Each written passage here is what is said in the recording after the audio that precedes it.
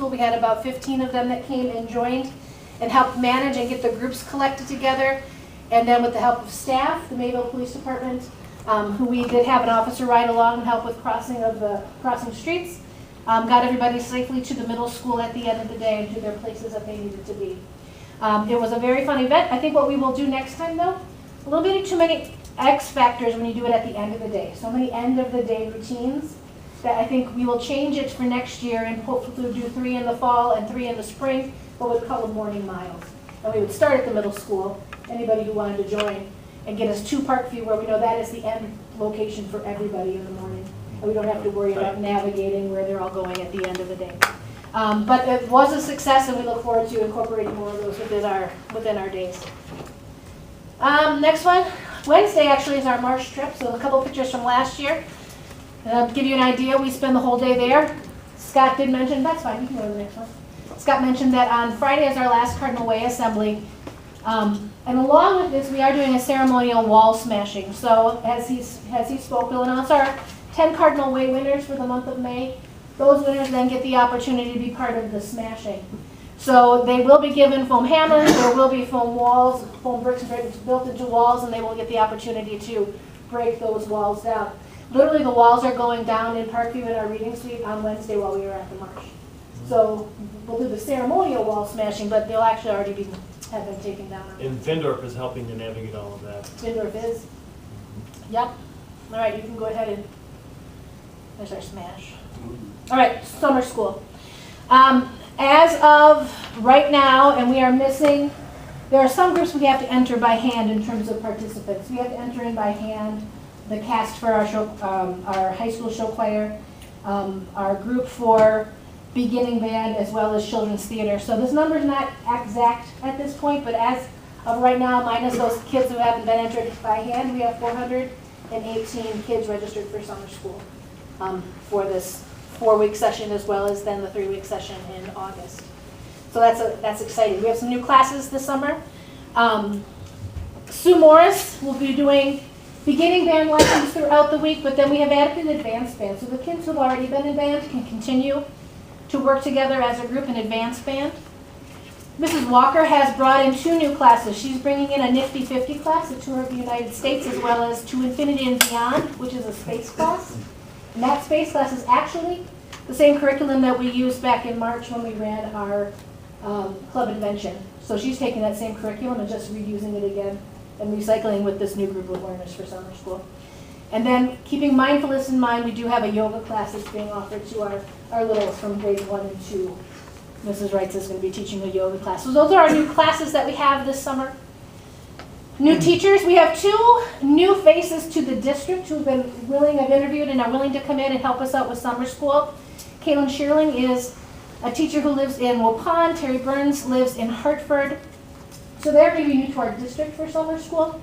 But then the rest of those names that are listed there, Kirsten Pilsner was a student teacher for us earlier in the school year with Ember Milsna. Anna Witten is our Spanish teacher at the high school.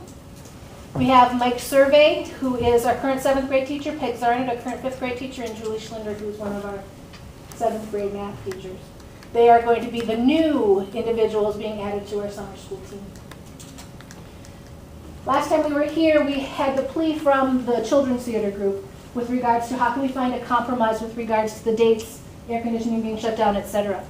So we have done that. If you can hit that one more time, the new dates are as listed here. They were kind enough to think that they could give up an extra week's worth of practice. It's about 4 or 5 days.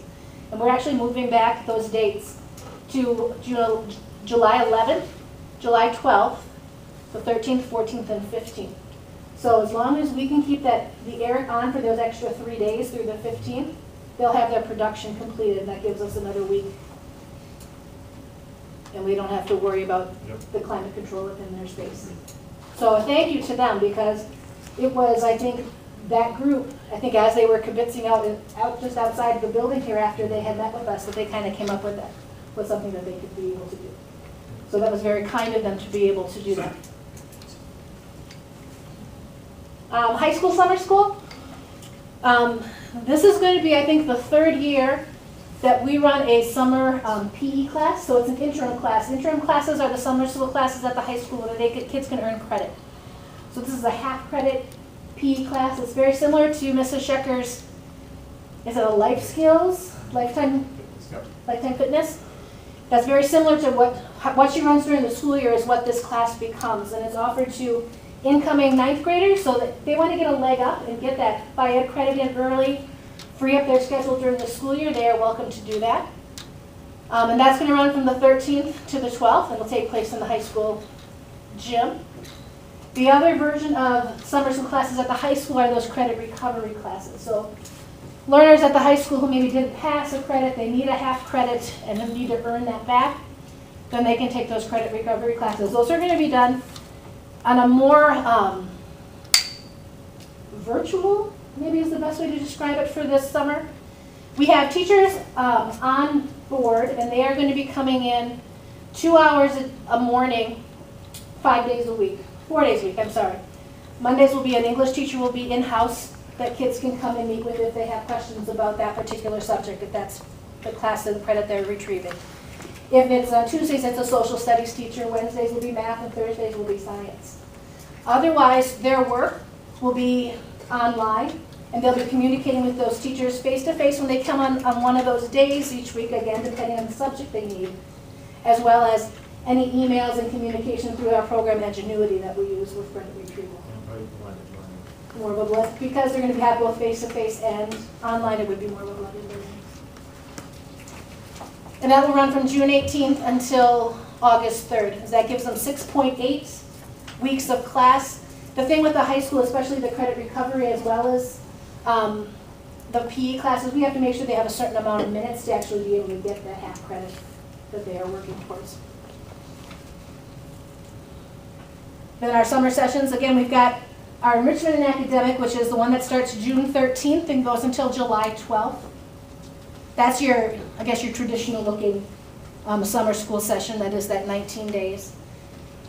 Second session starts July 30th and goes until August 16th. That's our jump start.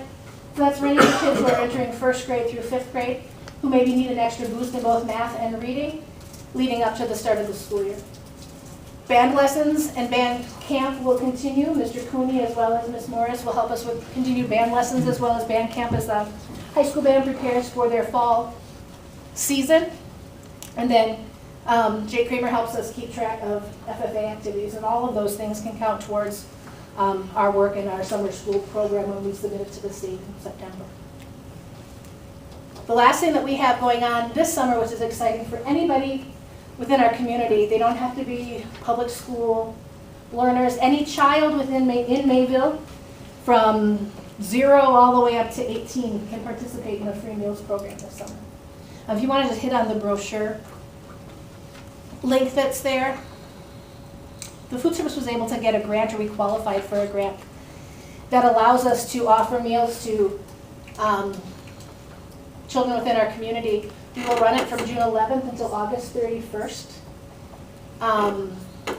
We'll serve breakfast from 7:30 to 8:30 every day, lunch from 11 to 12:30. We will have, when summer school is in session, this will be part of, we've actually planned on adjusting our bus schedules. So buses will pick up at 12:25 so that learners, once their class is done at 11:55, they will be able to have lunch before the buses come and take them home. We have a meeting tomorrow with Nikki Williams, myself, and the daycare directors from the daycares within the community. There's a possibility that Nikki can actually feed the kids who are at those daycare centers as well, both breakfast and lunch. So that meeting takes place tomorrow to see how we can best support those businesses as well using this program. Does that require them to be signed up? I mean, how do you know how to? I have no idea how that works. That's Nikki. That's why Nikki gets paid the big bucks as food service director. I don't know how that works, because it really is. I mean, she's kind of basing her numbers off the numbers of kids we have enrolled in summer school. But outside of that, I don't know. She says all we have to do is tally how many kids show up, and we submit that, and we get reimbursed for that. I'm sure it's more complicated than that. And so then there could be kids outside of summer school also. Absolutely, absolutely. Like John's not planning on feeding his boys all summer. They're just going to show up at the cafeteria mornings for breakfast and lunch, and maybe they can have supper. depending on how the day goes. Yeah, the goal really is to have it be just breakfast. Correct? You couldn't do breakfast, lunch, and snack. You could do snack and lunch, or breakfast and lunch. Yeah, that part I don't know. You couldn't have all three is what we Okay. learned. But so, I mean, the opportunity is there. And what we learned is it's based upon this year's free and reduced lunch rate participation of those that, that's what the Okay. growth is.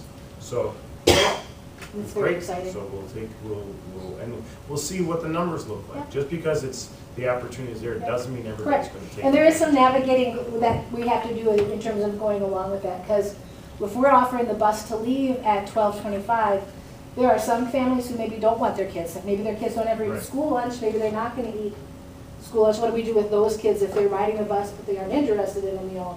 Do we have the recess available to them on the playground, et cetera? So those are the pieces we're still trying to put in place. Yeah, but- the opportunity's there, still optional. Absolutely. You don't have to take advantage of it. but- Right. but the Free, and program what'd you is, say, what's the source of funding?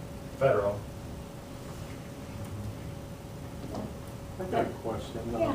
What's about the percentage of kids that are in summer school K through 8 or K through 12 or whatever? My percentage? Yeah, like what 400 percentage of the total Of all the population? 418 is how many we have signed up right now, divided by whatever our 100 or whatever that. So it's about a third of it. Have we ever looked at summer school as just making it a year-round school and saying K through 8, you have to go to summer school? 60-day window or something? Have we ever discussed that? Or where we just cut year-round classes for? Well, okay, here's one of the things. So there are models out there where you have 180 days of school or 178, and they just get divided up differently, so they. Well, sure, whatever. you'd probably cut your summer That's not what short you're 60. talking about though, right? You're talking about having 240 days of school, keeping the 178 and then adding on the new. Do the early education time, Right. so we don't have to regress, catch back up, regress, catch back up. The one part with that is that, I don't know of anybody in the state of Wisconsin that has that, other than maybe like a couple of charters or something in the Milwaukee area. So, Turn back, right? but the funding available for that is not there. So like right now, we get an FTE funding available Well, sure. for summer school. So it's not the same as what the full-time equivalency is for the school year. So I would say that the state of Wisconsin would have to change their funding model in order for us to be able to literally have full onslaught of school available. Now, you could expand for, we'll say K2, you could expand the summer school learning opportunities and just have it be like, right now, you already do have another session. We So, have 7 so, weeks really of summer school for so 7 weeks is, that's pretty much 2 months is what we already have in place for families that choose to do so. Because so there's another kind of a bridges, another summer session that we have. Can't make it mandatory through certain grades? You could not. Okay. the. Now, what I would Yeah, tell you though compulsory is, attendance is only for, this is your, well, if you so go we to can say- recommend, so what we do, Mr. Holman, is we recommend for recommendations of teachers, those learners who could benefit from, like our academic support classes, Sure. extra reading, extra math, et cetera. We take those, we draft letters that are sent home to those families saying this has been recommended by your teacher. I would tell you, this year was actually a pretty good year in terms of families who responded to that and actually did sign their kids up. We've got approximately 43, 45 kids who are signed up for that 12-day session in August at that Jumpstart piece. I know we've got 26 kids in our Stepping Stones, which is our littlest, our like first grade math and reading support class, and another 24, I believe, in our Stepping Stones 2, which is our second graders who are going in. So families do seem to be responding to those, especially at the younger ages. It kind of tapers off as they get older, Yes, but yeah. there are many families who are taking heed to that and are actually being proactive and signing them up for that. I was impressed and surprised by the numbers we have this year. Okay. Okay, so just processing the finance part of it. So summer school is, well, one, you have to say this is our school calendar. Sure. And then if you were to exceed the state of Wisconsin's requirements, thumbs up, good for you. You get no additional money, but that's great. So you could say, okay, instead of having our 178 days, we're gonna go 195. That's on us. The state's not gonna give us additional money. So, and compulsory attendance is for our school calendar. So the 195, if we said that was it, we could force them, you're coming for 195. We're not getting additional funds for that though. Summer school, there's no such thing as compulsory attendance for summer school. Okay. So there's no, you can't force them, that's purely optional. You could send out 25 letters, have 18 intervention meetings, say, we need you, we need you, we need you there. That's still their choice. So I was able to process what you said, and you can have school all year round, you're just not getting more money for it from the state of Wisconsin. So we're really driven, some of this is driven by, But summer school, we're getting a larger FTE, which is gonna help us out, so, more FTE though. totally, but it's a prorated amount. So what happens is we report the amount of minutes, so when our kids come to school, it literally is day-by-day attendance is what results in the funds generated. Sure. So we can say we got 7 weeks of summer school. What matters is daily attendance and how many kids come. So if you've got a family, let's say, Sables, our kids, I signed up for summer school, but they missed half the time. We only are actually generating half of the revenue that can come with it. And all of that stuff is prorated and broken down too. We're getting about 50. About 50. Yeah, 50. Which is huge. FTEs. Well, yeah, no, I mean, summer school, if you run a budget on summer school, it is profitable, it is a moneymaker. So the conversation about how can you expand opportunities is, we're still in that place where it's not gonna hurt us, is the thing. The only other part I would say is when you can see what's been happening this summer is we do need time when a building is shut down so that we can prepare it and give it that life, like, hey, welcome back to school. All that summer work that we do. That's what you can see being the challenge this summer and navigating all of this, the amount of construction and renovation that's being done. So And then- Isn't one of the arguments against your own school was from the Wisconsin Department of Tourism? Didn't Oh, they? sure. Sure. Gripe about that big time. They got a big lobby. Big one. Yeah, I mean, yeah. Well, it was exactly. even early start, we couldn't get. Yeah, right. And then I wanted to Yeah, we thank haven't you as made any well, movement because your on that. suggestion to make the phone call to families, we did do that, I don't know if you got one or not, but we did make phone calls to all of our families using Bright Arrow to encourage them if they hadn't signed up to please do so. So thank you for that suggestion, it worked out very nicely. Are there any schools in the state that are just stretching out the 180 days? What's been happening is they've asked for flexibility for school calendar. That's what the biggest momentum was that was out there, and that didn't get approved. So the only way that that's been approved is if people have asked for like a waiver. And those waivers are more readily approved now today than they have been in the past. So I would say, yes, there are some schools that are doing things a little bit differently, but nothing too radical. Probably the biggest one I've heard in the last year and a half would be up in the Fox Valley. Nina, I think, has done something. Well, only with like a charter, they've done something. So the opportunity for flexibility is coming, but the model itself at like a state level, they just haven't given it the stamp of approval. You still have your Labor Day deal. We'd still be back in this tourism thing. That's what it's probably. And even then, like, hey, is it not working for families? That would be the question that I have. Is something wrong? You know, when we're looking for the flexibility, because I haven't seen, other than having it be like at a college where they've got the interim courses and you can take it, we still only have the compulsory attendance for these amount of days that we have. So it's always, until we get to the place you're coming, you're gonna be there. I don't know if you're gonna be able to really move that beast that we're, Good dialogue, and absolutely, I mean, I think what's great here is we do have the 7 weeks of summer school. It is available. High schools, you saw, what is it? PE and credit recovery. So those kids are out working, looking for life's adventures more than they are saying, okay, I want to take summer enrichment opportunities. But to be fair, what's not listed on there, it's not for credit retrieval, but you also have the high school show choir is part of summer school. True. You've got the band kids who are part of summer school.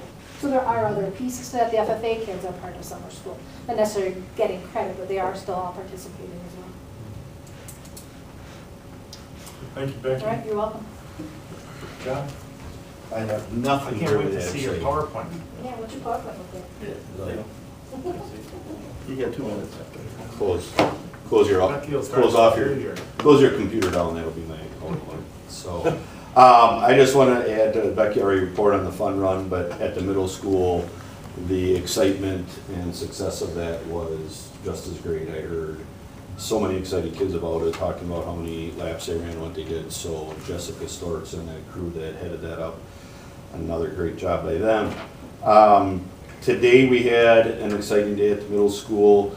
An organization called the Gals Institute out of Oconomowoc came in, and they did a mini workshop style with our 8th grade class. It covered, the kids had a chance to sign up for up to 4 different sessions. I think they had about 6 options to go through 4 rotations. And 16 kids, I believe, from the high school to be the change group came down and served as mentors along with the staff from the Gales Institute. And it was a very successful day. At the end, the focus was on transitioning to high school, but also kind of growing up. They did some self-concept, some self-awareness. They also did some image, health and beauty and image for primarily the young ladies. So some real timely topics. And then at the end, they had a question and answer, and they had the kids submit questions during the day to the panel, the kids from the high school, about just questions that kids have. But it was neat the way they did. They submitted them anonymously, so then they could ask them, and they picked the most pressing questions. So it was just a great day and another way to support our kids as they get ready to transition up to high school, because I think a lot of times we take for granted how much anxiety there is around the kids, even though it's the same groups of kids that were at the middle school last year with them a year older, now they're high school. And so it was fun, and we are hoping that we can continue to work with the Gales Institute on a couple different levels. I just want to make a comment too. So when you say Gals Institute, it's not an institute for gals. No. It just happens to be the name of the group. Right. So, because I know some people think, well, it's a women's organization. It is not. It's the name of a mental health organization out of Oconomowoc. Yeah, I don't know what it. They provide services for Oconomowoc Area School District, and it doesn't matter what your gender is. Yeah. They're more than happy to help. So, kind of interesting. Just Yeah, and they gave us some, we kind of did a debrief at the end of the day, some of the things they saw and noticed, but they also did a survey, and they will get the results to us and break it down for any trends and things that they saw. So, very cool. It's also field trip season. I don't have them all, but field trips vary from tomorrow the 5th grade is going to the state capitol. 3rd grade has been to Discovery World. Tomorrow the 4th grade is going to the Milwaukee Airport. That of course is a trip that Vince Wild and I forget what it's called, but the pilots, and they take them through a whole curriculum, and then they head up there. 5th grade went to the Outdoor Expo over in Poynette last week. That was a success. And then a new one that was kind of interesting. 7th grade walked downtown and actually spent a majority of the day at the library, the public library. They had an assignment and they had work and some research, but they used our public library rather than our school library. And so they had work time, but then they also went in shifts over to the Open Door Coffee House, and then they got to, of course, buy their treats there, but then they also learned about small businesses and what it is to run a small business, and then also some of the programs that the coffee shop runs for our kids over the summer and such. And then we mentioned 8th grade rec, just again, hopefully everyone can attend that. It'll be similar to the other years. We are just changing the format just a little bit. It'll still be a very similar program, but we're going to try to, the last couple of years, the big lineup of everybody shaking hands with everybody got a little mundane, so just so you're aware, we won't have the big lineup. You're welcome to be a part of it and congratulate them, but it got a little backed up. So, and then finally, this Friday is Waterfest, which is the incentive program for 6th grade camp. So the 5th and 6th graders with their fundraising had a chance to earn some opportunities. So there's the limo ride, there's ice cream sundaes, and then there, of course, there is the flush 'em event where the principal gets soaked by the kids who earn their incentives. So we're always hoping for 80 degrees and sunny for that event. So but it's a big deal, and again, supporting the camp, and Jeff Myers does a great job of